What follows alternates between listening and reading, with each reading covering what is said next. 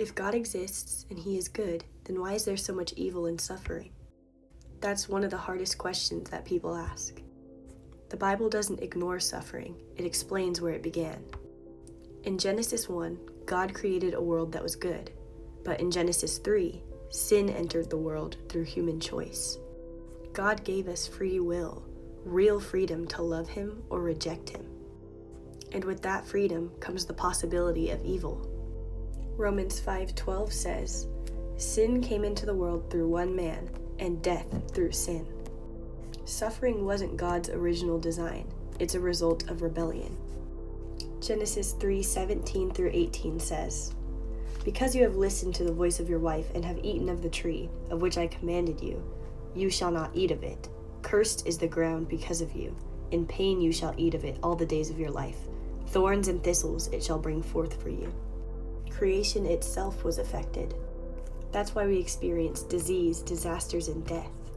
We live in a fallen world. But nothing happens outside of God's sovereignty. Isaiah 55 verses 8 through 9 says, "For my thoughts are not your thoughts, neither are your ways my ways, declares the Lord. For as the heavens are higher than the earth, so are my ways higher than your ways, and my thoughts than your thoughts." God is not surprised by evil, and He's not powerless against it. And even when we don't understand, His wisdom is far beyond ours. That doesn't mean suffering isn't real. That means that our perspective is limited. The cross proves this. The greatest evil in history, the crucifixion of Jesus, became the greatest good, our salvation. God can take what is meant for evil and bring redemption. So, why is there suffering? Because we live in a fallen world, because free will exists, and because sin has consequences.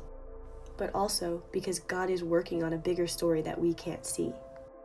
Revelation 21:4 promises, "He will wipe away every tear from their eyes, and death shall be no more. Neither shall be mourning, nor crying, nor pain any more, for the former things have passed away." So evil doesn't win in the end. God does.